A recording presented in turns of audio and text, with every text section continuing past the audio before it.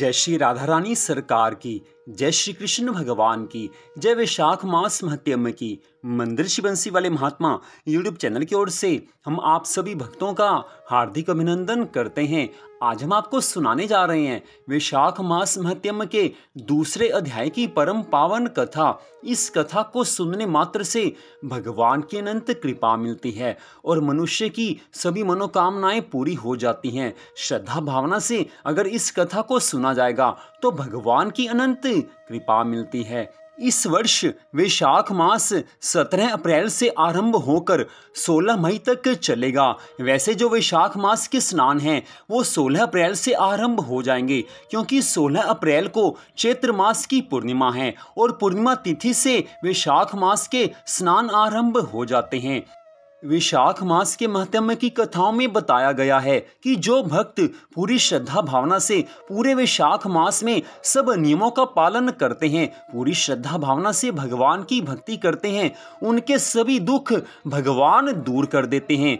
वैशाख मास में किया गया प्रातःकाल स्नान और साथ में वैशाख मास महत्म की कथाओं को सुनना और यथाशक्ति दान पुण्य इत्यादि करना और साथ में श्रीमद् भगवत गीता, श्रीमद् भागवत महापुराण का पाठ करना या सुनना, ये सब शुभ कर्म कहे गए हैं, पुण्य कार्य कहे गए हैं। इन सब धर्मों कर्मों को करने से भगवान की अनंत कृपा मिलती है और जिसके ऊपर भगवान की कृपा हो जाती है उसके जीवन में सुख संपत्ति आनंद अपने आप आ जाते हैं। तो वैशाख मास महत्यम के दूसरे अध्याय की कथा को हम आपको यहाँ पर सुना रहे हैं। पूरी श्रद्धा भावना से सुने।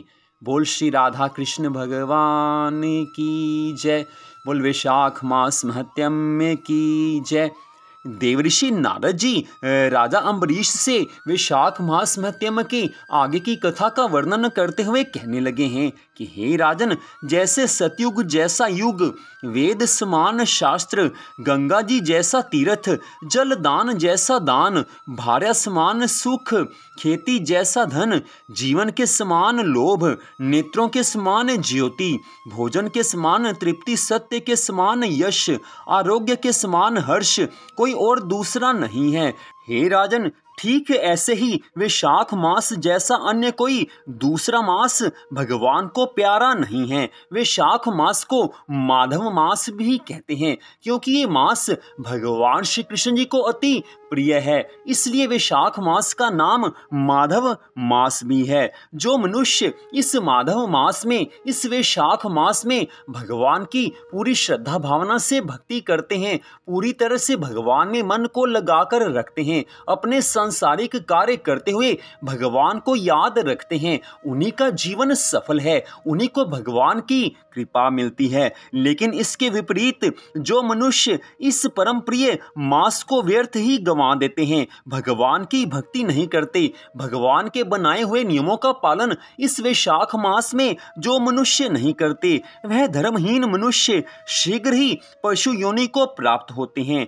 हे राजन, संसार में अनेक प्रकार के व्रत और तप आदि हैं जो अत्यंत कष्ट साध्य हैं और उनसे फिर जन्म लेना पड़ता है, परंतु हे राजन, वैशाख मास में केवल प्रातः स्नान के नियम का पालन करने मात्र से मनुष्य को मोक्ष मिल जाता है। भगवान अपने भक्तों को मोक्ष दे देते हैं, इसलिए वैशाख मास में प्रातः स्नान के नियम का पालन जो भी मनुष्य करेंगे उनकी मुक्ति अवश्य हो जाएगी, उनको भगवान के धाम में स्थान मिलेगा। सब दानों तथा सब तीर्थों के स्नान का फल वैशाख मास में केवल जल दान से ही मिल जाता है। जिसमें जल दान देने की भी शक्ति ना हो, वह दूसरे से दान दिलवाए, उनका भी वही फल होता है। जो मनुष्य वैशाख मास में पथिकों के लिए प्याऊ लगाता है, पथिकों के लिए जल पीने का प्रबंध करता है, वह अपने कुलों का उद्धार करता है। प्याऊ लगाने से देवता, पितर तथा ऋषि अत्यंत प्रसन्नता को प्राप्त होते हैं। जो बल की इच्छा चाहता हो तो जल दान, जो पवन की इच्छा चाहता हो तो पंखा वैशाख मास में दान दें। जो प्यासे को जल पिलाता है वह राजसूय यज्ञ का फल प्राप्त करता है। इसलिए हे राजन, इस वैशाख मास में जल दान की महिमा बहुत अधिक बताई गई है। जो धूप और पसीने से व्याकुल ब्राह्मण पर पंखे से हवा हवा करता है वह सब पापों से रहित होकर गरुड़ के समान हो जाता है। हे राजन, जिस प्रकार भगवान को वैशाख मास अति प्रिय है, ठीक ऐसे ही भगवान को ब्राह्मण अति प्रिय हैं। जो मनुष्य ब्राह्मण की सच्ची श्रद्धा भावना से सेवा करता है, ब्राह्मण को अपनी यथाशक्ति अनुसार कुछ दान देता है, उसके ऊपर भगवान की अनंत कृपा होती है, क्योंकि भगवान ब्राह्मणों की पूजा करने वाले मनुष्यों से सदैव प्रसन्न रहते हैं। इसलिए बारंबार कहा जाता है कि जिसने भगवान की कृपा को प्राप्त करना हो, उसे ये चाहिए कि विद्वान ब्राह्मण को यथाशक्ति दान दक्षिणा अवश्य ही इस वैशाख मास में, इस माधव मास में जरूर दें, क्योंकि इससे भगवान की कृपा मिलती है। इससे आगे की कथा का वर्णन करते हुए देवऋषि नारद जी कहने लगे हैं कि हे राजा अम्बरीश, जो मनुष्य थके हुए ब्राह्मण पर कपड़े से ही हवा करता है, वह पापहीन होकर भगवान की सायुज्य मुक्ति पाता है। और जो शुद्ध हृदय से ताड़ का पंखा दान करते हैं, वे यमदूतों का तिरस्कार करते हुए वैकुंठ धाम को प्राप्त होते हैं। जूते दान करने वाले को न इस संसार में दुख होता है और न उसको नरक की यातनाएं भोगनी पड़ती हैं। ब्राह्मण के याचना करने पर खड़ाऊं दान करने वाले मनुष्य अवश्य ही राजा होते हैं। उनके जीवन में सुख संपत्ति की कोई कमी नहीं रहती, उनके ऊपर भगवान की अनंत कृपा हो जाती है। वैशाख मास के पावन समय में जो मार्ग में आश्रम के लिए घर बनाता है, उसका फल पूरी तरह से ब्राह्मण भी वर्णन नहीं कर सकते। जो अतिथि ब्राह्मण को भोजन करवाता है, उसके फल का कोई भी विस्तार नहीं है। हे राजन, जिस प्रकार प्रज्वलित अग्नि काष्ठ को एक क्षण में भस्म कर डालती है, ठीक उसी प्रकार वैशाख मास में भगवान की भक्ति करने से मनुष्यों के सभी पापों का एक क्षण में नाश हो जाता है।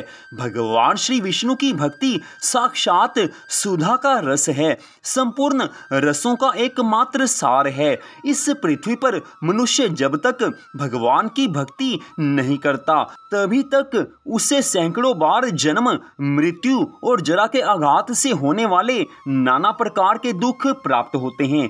यदि मनुष्य वैशाख मास में पूरी श्रद्धा भावना से भगवान की भक्ति करे और भगवान के नामों का संकीर्तन करे, भगवान को याद करे, तो भगवान मनुष्य के सभी जन्मों के पापों का नाश कर देते हैं। हे राजन, वैशाख मास में सवेरे का स्नान, यज्ञ, दान, उपवास तथा ब्रह्मचर्य का पालन ये महान पापों का नाश करने वाले हैं। कलयुग में वैशाख की महिमा गुप्त नहीं रहने पाएगी, क्योंकि उस समय वैशाख स्नान का महात्म्य अश्वमेघ यज्ञ के अनुष्ठान से भी बढ़कर है। कलयुग में परम पावन अश्वमेघ यज्ञ का अनुष्ठान नहीं हो सकता। उस समय वैशाख मास का स्नान ही अश्वमेघ यज्ञ के समान विहित है, अर्थात अश्वमेघ यज्ञ का फल वैशाख मास के सब धर्मों के पालन करने से मिल जाएगा। और वैशाख मास के सब धर्मों से भी जो परम सर्वोच्च धर्म है, वो वैशाख मास में प्रातः काल का स्नान है।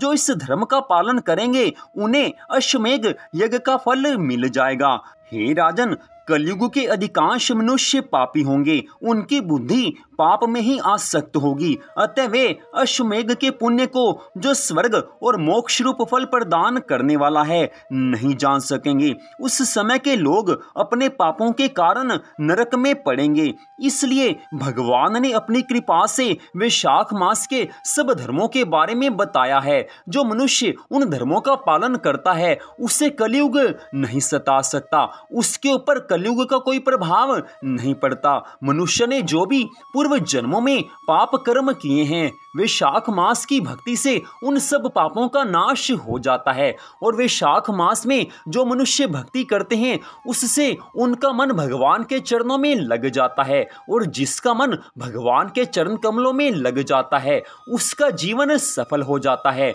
उसको इस मनुष्य जीवन में सभी तरह के सुख प्राप्त हो जाते हैं। उसके सभी दुखों का नाश भगवान अपनी कृपा से कर देते हैं, और जीवन के अंत समय में उसको मोक्ष भी मिल जाता है, जो कि मनुष्य जीवन का सर्वोच्च लक्ष्य है।